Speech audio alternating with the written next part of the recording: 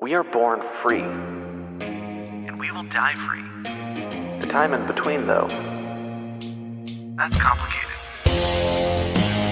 In that time, governments, institutions, and our egos will limit our ability to find true freedom in this life. These are real stories of real people overcoming the odds, persevering in justice, and unlocking their potential.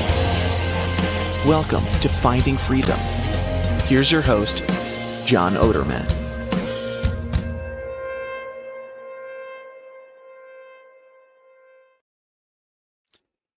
Hey, welcome back to another episode of Finding Freedom right here on the Lions of Liberty Podcast Network. And as usual, for the past couple weeks, we've been streaming live on Thursday evenings or afternoons, depending where you are in the country. So thank you for tuning in either on Twitter or YouTube or Rumble or Facebook. The few people who do still watch live streams on Facebook since Zuckerberg canceled out the ability to stream to groups. But have an awesome guest for you guys lined up today. We're going to be talking about, maybe a little bit more of a controversial topic, but honestly, I feel like in today's world, maybe the most important topic to be discussing. So without any further delay, let's bring my guest on for today, and we'll get right into it. My guest today is Margaret Olohan, and she is a senior reporter covering culture and politics for the Daily Signal. She's previously written for the Daily Wire, the Daily Caller, News Foundation. She's a graduate of the Catholic University of America, and Mary has written an incredible book. It's called Detrans, and it's based on a lot of interviews that she has conducted with individuals going through detransitioning and everything they've endured along the way, from manipulative therapy sessions to mental and emotional anguish, botched surgeries, attempts to construct phantom body parts, and a lot of other different really horrible things. So she really reveals, their testimonies reveal a truth that is really pretty disturbing. And there's been, I think, a lot of pushback to this book, and there will continue to be because it is presenting that truth. So Mary, thanks for coming on the show. Great to have you. Thanks so much for having me on. It's great to be here. So Mary, I think, a great place to start here is with a controversial book like this, pushing back against a major cultural issue. Where did the passion come from for you to want to really write this book, gather these stories, and address this issue head on? Well, I've been reporting for about 5 or 6 years now. I think about 5 years, which feels like a long time to me. I guess it isn't that long. I started working for the Daily Caller News Foundation in 2019, and it was my first reporting job ever. I had not really even studied journalism in college, but I had been paying really close attention to the Kavanaugh hearings when they happened. And I was just very moved by everything that I saw happening there and the way the media handled the Kavanaugh hearings and the way that a lot of different outlets reported on it or didn't report on it or fabricated reporting on it. And my experience paying attention to all of this, I thought, I want to be part of the news. I don't want to be reacting to it anymore. I want to be writing the news and figuring things out myself. So I kind of took a leap of faith there and started working for the Daily Caller. And I was lucky enough to start doing a culture beat, which is what I'm the most passionate about. I care a lot about issues related to life and human dignity. So, that includes abortion, marriage, family, gender, all these issues that kind of touch on a lot of ways protecting the innocence of children. And that's something that I'm very passionate about. And I've met so many people recently who are also very passionate about it, which is amazing. I think there's way more people out there than we realize that want to protect our children and to help them. And so as I've been covering this beat and uncovering different stories, I started stumbling on more and more testimonies from detransitioners. And when I first started hearing about them, I didn't really know what a detransitioner was. They didn't have a name yet. We were just knowing them as, former transgender people, which I would actually disagree with that label now, because I don't believe that they ever actually were transgender. I believe that these were people that were duped by the medical system and their therapists and doctors into thinking they were transgender. And then they ultimately detransitioned. And so I started stumbling on these accounts of some of these people. And I was in a Twitter Spaces event with some of them a couple years ago. It was just me. I was the only reporter in there listening to these stories of all these people who had tried to undergo hormonal transitions to become a Mm-hmm. different gender. And they were sharing their stories. And I was like, this is out of a sci-fi movie. Like the things that these people are sharing, I've never heard of anything like this. The mental and physical side effects. And I listened that night and thought, okay, these people are all anonymous, but eventually I want to write about this and share their stories with the world so that people can understand what they've been through. And so when I got the opportunity to write a book and I was asked, what do you want to write it on? I immediately knew what I wanted to write it on. And I started calling up the detransitioners that I knew and saying, can you be part of this? Because I think this is really important to share your story with the world. And that's kind of how we got here. Yeah, and I mean, it takes a lot of I think guts, both on your part and on the detransitioners' part, to speak out, right? Because Yeah. this isn't something that you see being covered in the mainstream news, right? This is this part of the story. Those who have gone down this path, and right, I agree with you. They've been duped down this path to believe that they're able to detransition. So have you seen, in this time since you've written the book, have you seen pushback? Not that much, which I will tell you, I'm still a little apprehensive about how much we may or may not see. But I will say, as a reporter, I have been very surprised by how much safety there is in telling the truth. And you wouldn't think in this day and age that there is Hmm. much safety in telling the truth. And maybe I'll get slapped with a lawsuit eventually that will make people make fun of me for saying this. But I have found that, first of all, truth will set you free. Sharing people's stories is just sharing facts, right? You're just telling people what Hmm. happened. And especially when it deals with a story as traumatic as this, there's no good way to mock one of these stories. You listen to the mental anguish and the extreme physical suffering that some of these young people endured at the hands of doctors and therapists. You don't want that for them. You don't want that for anyone.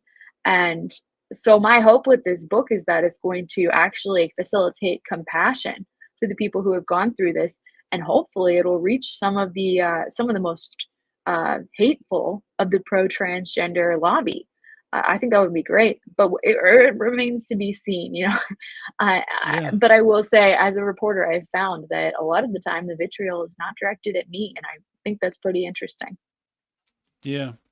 I think this topic, it's hard. It's hard to address it because I think you look at the people who are, I think, responsible for it, and those are the ones who are pushing this belief that individuals are able to change their gender. And Yeah. it's coming from the medical establishment, it's coming from therapists, it's coming from maybe academia and teachers who are driving this home, and we can talk more about that.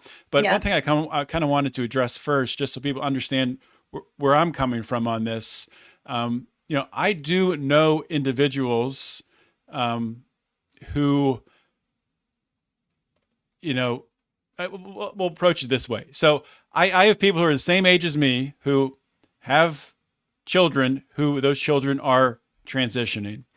And the way that I look at it, I feel terrible. I feel very bad. I feel sad for the child. I feel sad for the parents who this is happening to. And I say happening to because it is happening to them. And you can fault the parents. I do put some fault on them, but also it's this like cyclone of propaganda, which has engulfed them. And I don't think it's easy for them to see a way out. And they think that they're doing the right thing. So I don't know if you can speak to that from your experience, these testimonies that you gathered. Yes, I think parents are absolutely victims of this gender ideology cult as well.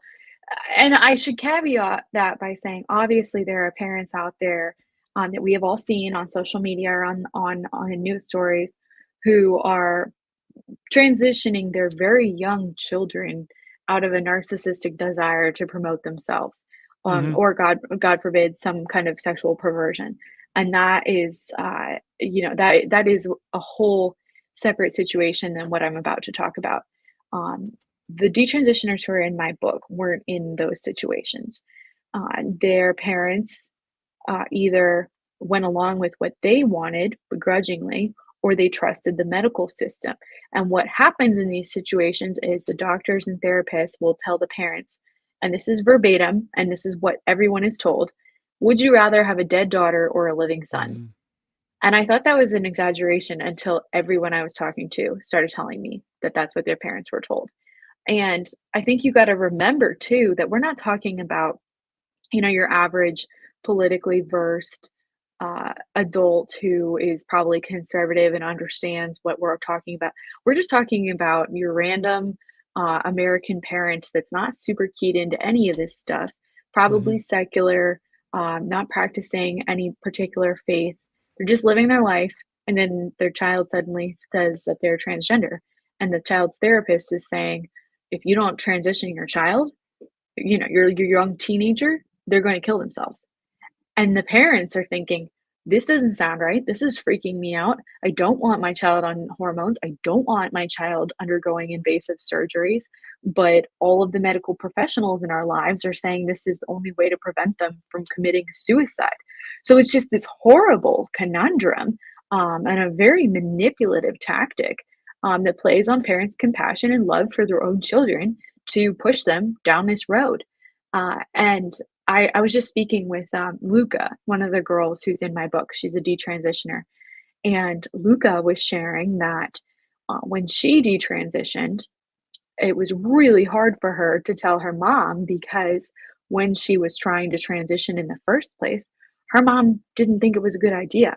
Her Hmm. mom was trying to go with her gut, and her mom was saying, I don't think this is the answer.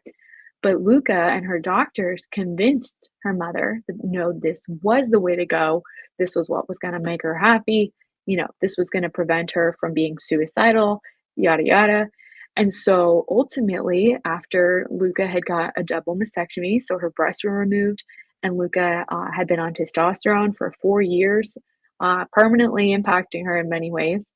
When she realized, oh my gosh, I'm not happier. In fact, I feel worse. And I've undergone all of these things, and I think I'm actually need to live as a woman. She had to call her mom and basically say, you were right. And she said that was incredibly hard for her and for her mom because the mom at this point didn't want to be right. Her daughter has gone through all of these things. She's hoping that this is going to, be the right thing. And Luca said she sobbed uncontrollably on the phone as she told her mother because she was thinking, I could have avoided all of this if I had listened to you, but you weren't equipped with the skills to convince me. So it's just a really tragic situation that our culture is forcing these families into. It's not an issue that every family Hmm. is well versed in. So there should be no surprise that they're not handling it well. And I think that these parents deserve compassion. Obviously, they shouldn't have let their children do this, but at the same time, who can fault them too much when they're just manipulated in this way? Yeah, I think compassion is really important, as a response, coming from people on the right, conservatives, in regards to this. I don't think that we can ultimately, win this battle and, save it more individuals from going through this if we push back against it with, anger and hatred. I just don't think that's gonna change minds. So I'm glad you brought up that word compassion. I think it's really important, especially as Christians. We should be compassionate. That should be compassionate. That should be showing through.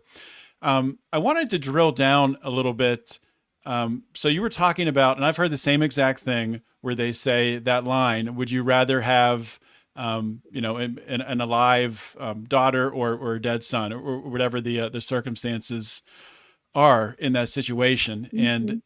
it's crazy that that's like the line, that's like the textbook, that's the script that they're trained to go through. But where have you found that the initial seed is being planted for these? Like, where does that journey begin for a lot of these individuals who go through this initial transition? Yeah. Well, I asked all of the detransitioners in my book this question because I thought it was really important to explore their family situations and all the factors that led to their to them deciding that Mhm. they were transgender. And so I asked all of them about their relationships with their parents. Obviously, a lot of these young people were in high school when they decided to transition. And we know that most high schoolers have a little bit of a rocky relationship with their parents, anyways, Hmm. which is pretty natural, I think, when you're going through your teenage years. So, that being said, multiple of the young detransitioners in my book had parents who had troubled relationships with one another. They were either getting divorced or thinking about it. One of the young women in my book had an alcoholic mother who was struggling with many problems of her own. Another person had estranged parents. So, that all of them had different family situations that weren't perfect. Most of these young detransitioners were either on the spectrum or suspect that they were on the spectrum, which is fairly common with young people who identify as transgender. They also felt lonely, like they didn't fit in at school. They weren't doing well, weren't getting good grades, weren't making a lot of friends, especially the girls. And so they began spending a lot of time on the internet, which is across the board a common theme here. I would say the most common theme is Yeah. that they were all spending a lot of time on the internet. And for the girls, there's a special dynamic at play here that I think it's important to bring up is that it's not just exposure to transgender content on Instagram or whatever social media platform that they're on that is a huge issue. It's when these girls go online at the young age of, let's say, 13, the way Chloe Cole was. They're on Instagram and they're seeing all these images of women and they're trying to figure out in their young mind, like, who am I supposed to be? What am I supposed to look like? And so they're seeing these images of women. Well, the way Instagram tells women they're supposed to be is incredibly sexually aggressive, incredibly Hmm. sensual, incredibly scantily clad, let's say. And there's these young girls are seeing all these images of women that are getting so much male affirmation. And so they're, first of all, a little bit worried because they're thinking, I don't look like that. I don't have a body like that. I'm not curvy like that. They don't understand plastic surgery. They don't understand makeup. They don't understand, the many thousands of dollars it takes for many of these. Filters and Yeah, AI and all the different things. Yeah. right. Or the expensive clothing or Hmm. the ability to go on these vacations. What they're thinking is that is womanhood and it seems very unattainable to me. And this was something that multiple girls brought up. But then additionally, what other people told me was that they were exposed to pornography at a really young age. And we know that I think we often talk about early pornography exposure in reference to boys because it is so just absolutely rampant among our Yeah. culture. But even with young girls who are on the internet, it's very easy for them to be exposed to pornography. And so some of the girls I was speaking to were saying they were exposed at really young ages and so began viewing pornography. And as they're doing so, they're thinking, okay, and one girl even told me, this doesn't look like fun for the women. It looks scary, looks like it hurts, it's humiliating and degrading, whereas it looks like it's enjoyable for the men. And so if you combine that pornographic experience with what they're seeing online, these girls are thinking, A, I don't want what I'm seeing in pornography, and B, I don't think I can be the kind of woman I'm seeing online. And so then there seems to be an avenue of, well, what if I'm not? That would be the easy way out. And the transgender activists online who are already trying to talk to them say, bingo, that's it. You're not a woman, you're a man. Here's why. And then there's the affirming and the love bombing and the welcoming into the transgender circles. And before you know it, they are embraced by this community. And that's when they begin telling their families, hey, I identify as a guy. You need to call me by my male pronouns. And if you don't embrace me, then you hate me. And that's where the whole thing begins. And I'm speaking generally, but this was the experience of several of the detransitioners in my book. Instagram was a big factor for several of them. Other social media platforms that were an issue were, I believe it was called Kick with a K, was a platform that Luca says she was groomed on by multiple people, including some trans identifying adults who were asking her for pictures and inappropriate conversations. Also, Tumblr was a huge place that Helena, for example, was hearing about transgender issues and connecting with transgender friends. So these social media platforms were just made it too easy for these detransitioners to connect with people who wanted to tell them that they were born in the wrong body. And that really got a lot of them on the road to deciding that they were going to transition. Yeah, and I do want to spend some of the show talking about the detransitioning itself and that journey, but at least one more question on how this all starts, because I think that's so important. Mm-hmm. So I have heard that this often happens like in sort of like pockets, like a school might have a friend group that, sort of, you have like a group of friends that are all deciding to transition. Is that something that you encountered through these stories? So Abigail Schreier documented this really well in Irreversible Damage, her book on social contagion and the like absolute influx of young girls who are identifying as trans. Now, I will say the girls in my book, I specifically asked Chloe, when you were transitioning, were there a bunch of girls at your high school that were too? She said no when she was, but then a couple years later, there were. So maybe she was right behind the curve. For some of the other detransitioners, I didn't hear a ton about social contagion affecting them. But we do know that that is a massive issue. And we've seen it in other places. The stats are overwhelming. But what was the one stat in the beginning of your book? Like 42,000. Was that it? 42,000 transitioned in one of the I would past have years? to double check. It was I know something like that.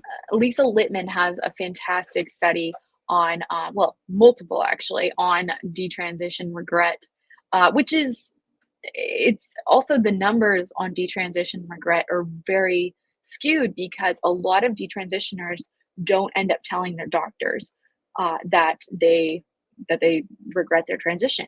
And part of the reason for that is, as Littman talks about in her study, they don't want to go back to the people who did this to them and say, hey, by the way, this didn't help me, it hurt me, and I'm suffering even more.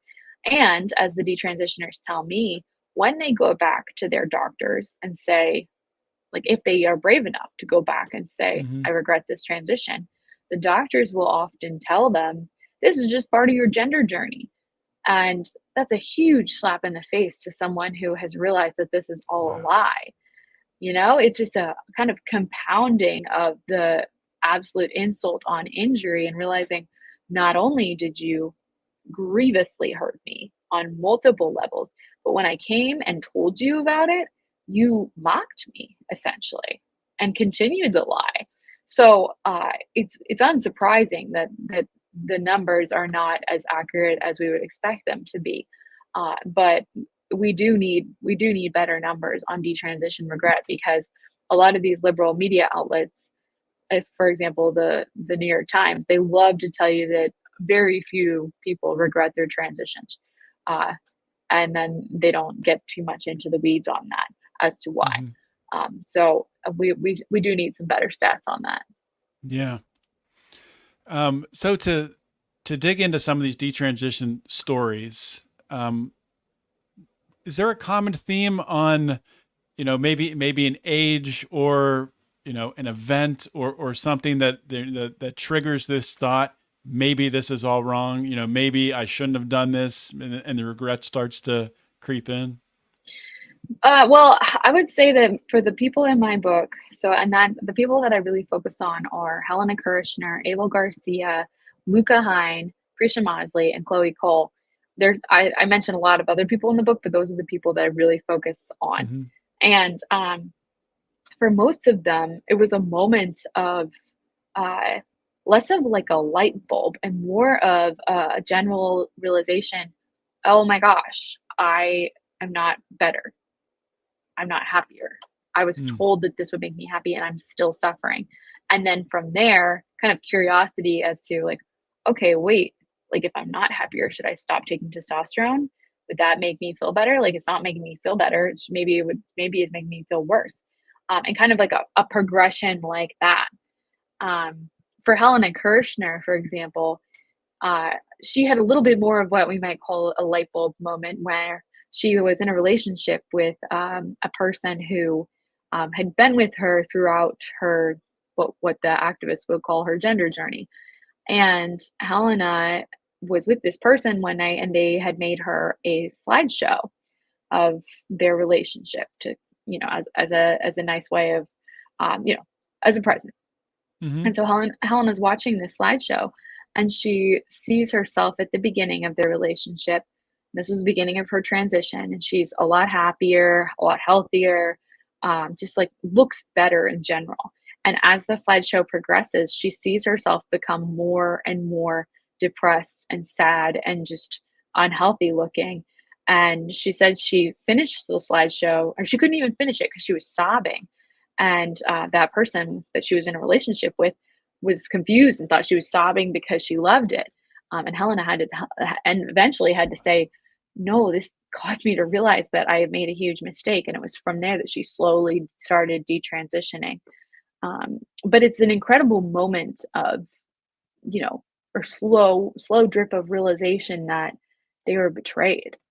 And that I I don't think we can even fully understand it as people who haven't been through it. But this, realization that I was told that removing my breasts would make me happier. I was told that pumping myself full of a hormone for years with a big needle would make me feel better and look more masculine, and that would make me more secure in my identity. And yet, here you are with all these health complications and severe mental health struggles and feeling worse. And then realizing, oh my gosh, it was all a lie. There's definitely relief there, but also Mm-hmm. trauma, a lot of trauma. Yeah. So you have on the I don't know, but I was going to call it on the up climb, but it's not. It's just on the decision to transition. You have therapists there who are telling you you're doing the right thing and they're coaching you along the way. You have doctors who are telling you you're doing the right thing and coaching Hmm. you along the way. And then when you make that decision, this isn't right, something's wrong here, maybe you stop taking your hormones, or Hmm. you stop down that path. Is there any support system on the other side? Are there therapists who are helping transitioners? Are there doctors who are, stepping up to help with this, this way out, this way back to the person who they were initially? Unfortunately, not really. There's very, very few medical professionals who are brave enough to even offer to help. It's something that I've been watching, because from a purely like lucrative perspective, or someone that maybe let's just say you're attention seeking and you want attention. There's a very easy place right now for a Mm-hmm. doctor who could just say, hey, all you detransitioners that can't find anyone to help you, I am happy to help you. Just from like a mercenary standpoint, but from a place of compassion and Yeah. of wanting to do the right thing. You would think that there would be more medical professionals who would raise their hand and say, what we are seeing is wrong, and I want to help the people who have been so badly treated by our industry. And for example, Chloe, her wounds from her double mastectomy haven't fully healed, and that was years ago. So she's still struggling with Wow. open wounds from her surgery. Clearly, whoever did this did a terrible job. And Parisha, for example, still struggles with the effects of the hormones on her body. They caused her to have weight redistribution. They caused her to have different bone density. I believe it was Prisha or Chloe, or maybe both of them, that told me that their shoulders feel too heavy for their body because of the effects of the testosterone. And they're not sure what effect it has had on their fertility, whether they whether they will be able to have children, whether they have sexual function. The girls who had their breasts removed obviously will not be able to breastfeed.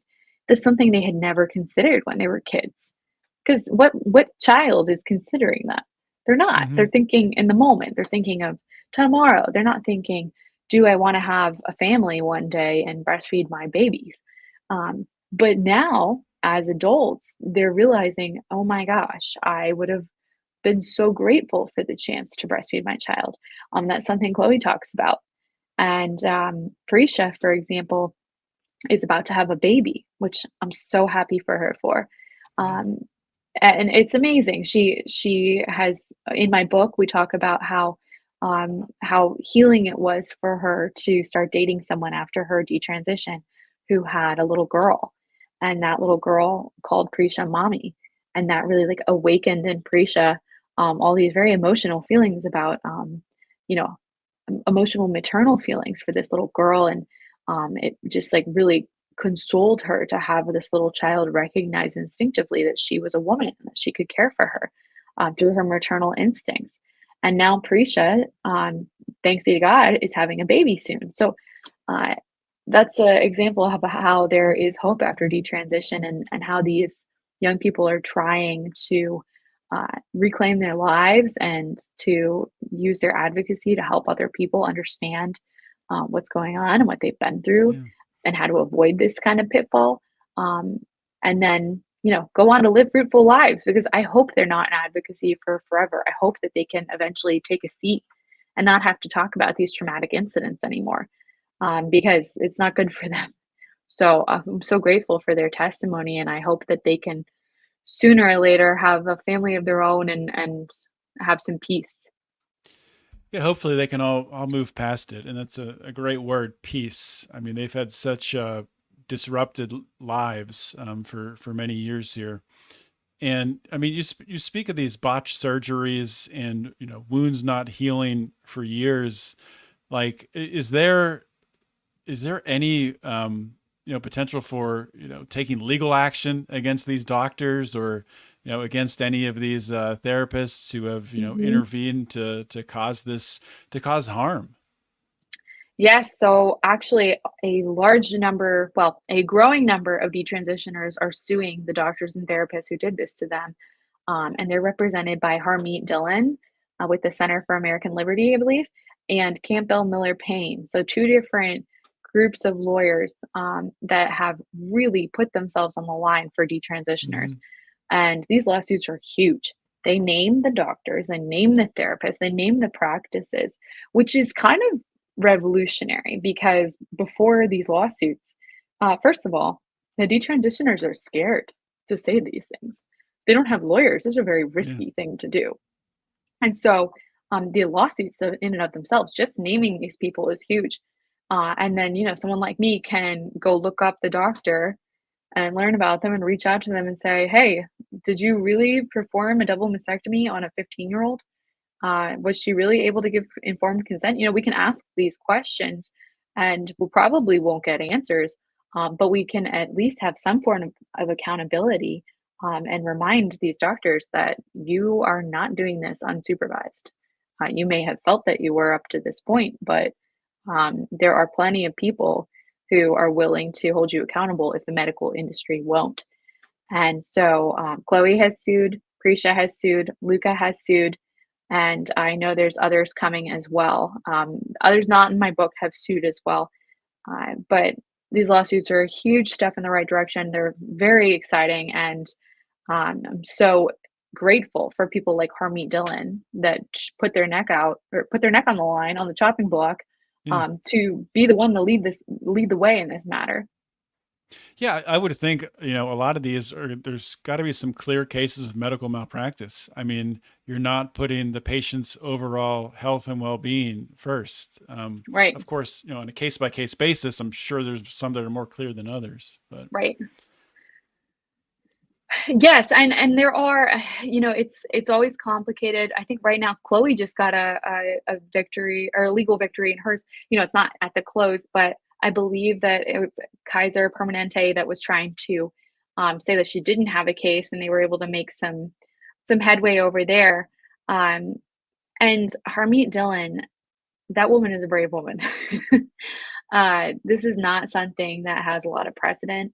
I I'm not sure that she has a lot to even use as an example in this situation. But kudos to her. Kudos to Campbell Miller Payne. And I'm hoping that we'll see more of these detransitioner lawsuits. Um, mhm. I'm interested in particular in some of these doctors who advertise their practices online. There's one in Florida that I've been Really? keeping. Oh yeah, there's one in Florida who's been, and when I say online, I mean like TikTok and Instagram. So they're using their social media to draw in young people, such as this doctor in Wow. Florida. Her name is Dr. Gallagher, and she practices out of Miami. And this woman will advertise her surgeries in the most blunt, horrifying way possible, showing her patients scars after double mastectomies, having her patients do before and after videos on TikTok. And she has a big following of people who follow her and see the results of her labors. And she'll even advertise things such as, when you come in for your double mastectomy or when you come in for your bottom surgery, we can also do liposuction to make your body look more feminine or more masculine. And she'll advertise all the gruesome ways that she'll surgically change people's bodies as if it's magic or something. And she's been doing this for a long time. She's been advertising her patients online, and I can't believe that there hasn't been a lawsuit down there yet. So that's something. She's someone I'm very interested in, and um, I'd like to honestly speak with. So we'll see if we can get any reporting done on that venue. Yeah, it's crazy. It's just like what is going through these doctors' minds? It's just totally foreign and mind blowing to me. Um, so I guess let's backtrack for a minute here, and going back to just sort of the root of where these where these transition cases occur. And I just want to come back to these therapy sessions and Yeah. how these young people can be manipulated by therapists. So is this something where the parents are referring them to a therapist? Are they finding a therapist, seeking one out for who is specializes in this gender dysphoria? Are schools referring young people to these therapists? How is that Mhm. connection being made? Yeah, I think it's kind of all of the above. A lot of the time, if a child's struggling at school and the parents are involved, they'll get a therapist involved through the school or through the state. And that therapist will often be affirming or encouraging that child to explore things if the child is already talking about it, or even if the child's not, it will often come up in therapy. And Hmm. then, the concepts are introduced in the classroom often, so when a child is, talking about these things or wondering, the therapist will encourage that and pull at that string. Um, it's also an issue of when a child or when a young person or a child is already having mental health issues, as all of the detransitioners in my book were having, they'll go seek help for their mental health issues. And that can be a way in which they are exposed to this through their therapist. Um, and I think it's important to note too that, like, for example, if you're going to a therapist and um, one of these young people, like, they're going to a therapist for their mental health issues, and they mention that they think they're transgender, they might get referred by their therapist who's affirming them to another gender therapist who can help them get hormones. And when they get referred to that gender therapist, almost always they're just fast tracked. It's just It's just, yes, you got this. We'll get you your hormones. And then the next thing you know, you're getting referred for surgery. Um, Abel Garcia, who's in my book, told me that he started getting referrals for surgery, for bottom surgery, before he had even gotten his top surgery, where he got breast implants. And he hadn't even asked about it, but he was receiving Wow. all these referrals. So it's very much designed to get you on the I don't know what do you even call it, on the road to more and more expensive surgeries. Because, for example, when Chloe was in her early teens, starting her transition, she was put on puberty blockers. The presumed next step, which she took, was to go on hormones. The presumed next step after that, which she did, was to get a double mastectomy.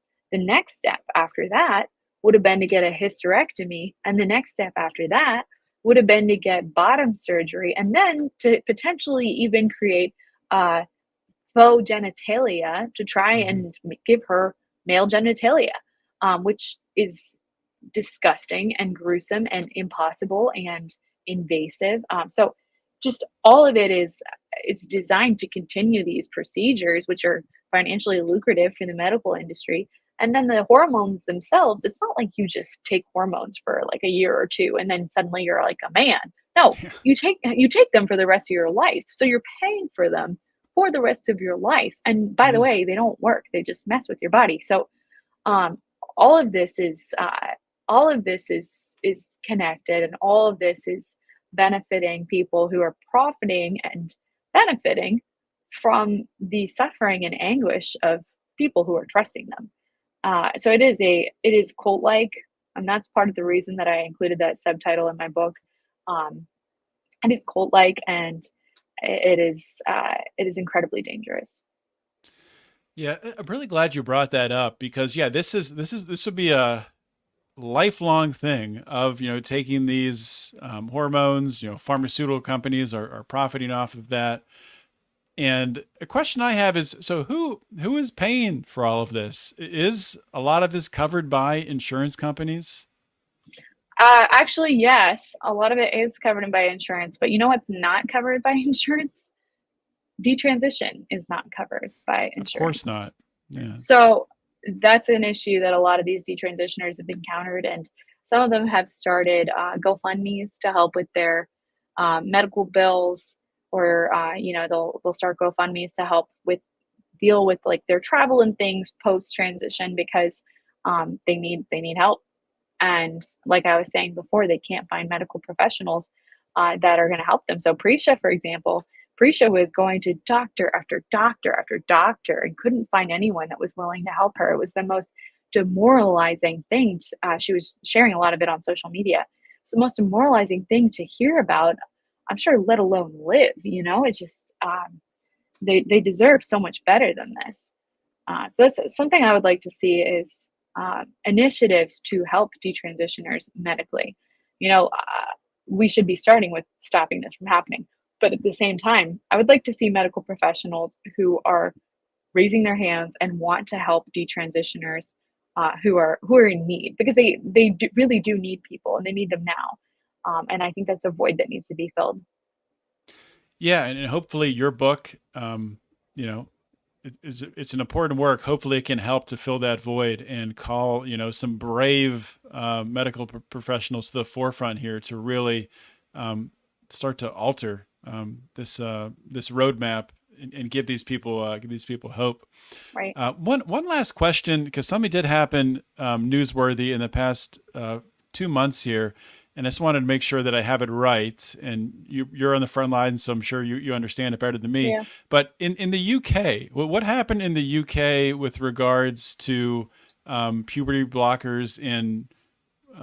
Wasn't there something that changed from a regulatory standpoint?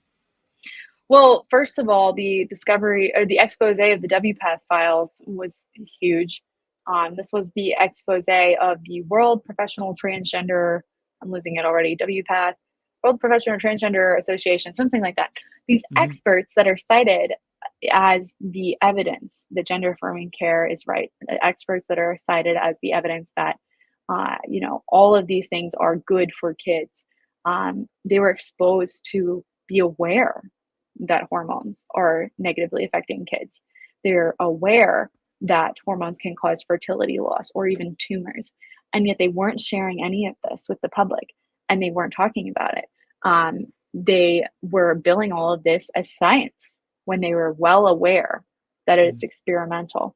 And of course, European nations are actually far ahead of the United States when it comes to restricting this type of thing. The European nations are much more wary of these types of gender transitions for kids, because they have read the room. They've looked around and said, this is dangerous. We need to be more careful. We need to be more restrictive. Whereas the United States just seems content with just plunging ahead with gender ideology with apparently no regard for science. So we should absolutely take our cue from European nations in the way they've handled this thus far. Which is wild. I mean, to Yeah, be saying that in the U.S. normally it's the other way, but yeah, it's right, crazy. right. It's true.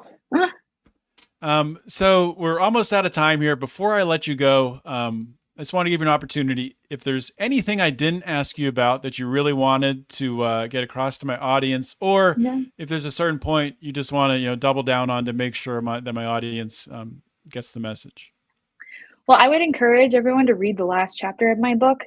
Um, well, read the whole thing, but the last chapter in particular, I find very moving because the book is largely about detransitioners. So people who tried to transition and realized that that was impossible, and they're doing well now. They detransitioned. They're okay. We hope they will continue to do really well. The last chapter is about someone who didn't make it. It's about a girl named Yale Martinez who ultimately threw herself in front of a train. And I spoke with her mother at length, very emotional conversations. I have the police reports from the officers who found her body all over the train tracks when she threw herself in front of a train. And it's a very emotional chapter, but I think it really illustrates well um, what this can come to if if we allow the state to become between families, if we allow gender ideology to take control of our children. And Abby has some special messages in there. Abby is the mother. She has some special messages in there where she talks about what she's gone through and what she wishes other parents had known in her situation. So I think it's a really important chapter, and Abby's story is very moving and has a lot of wisdom in it. I'm glad you brought that up. I mean, ultimately, this is about saving lives, right? I mean, Hmm. that's what it comes down to. And your book is an important way for people to learn about this, hear these testimonies from these detransitioners, and even hearing the worst case outcome is, I think, very important for people to see. And it's just amazing the bravery of all of these detransitioners who are coming forward, and the parents in that last case to share the story, because it will help so many people. So before I let you go, Mary, if you could share just where people can buy the book, and Yeah. any other plugs that you have.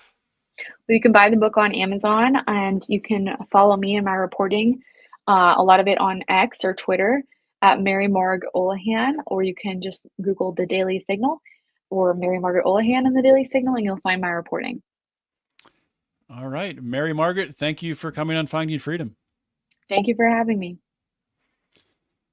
All right, that is a wrap for today's show, guys. Just want to remind you, if you like this content, if you enjoyed this interview, please consider joining the Lions of Liberty Pride. And Brian and I will be announcing a brand new perk in the Lions of Liberty Pride on Friday, which is tomorrow if you're watching this live.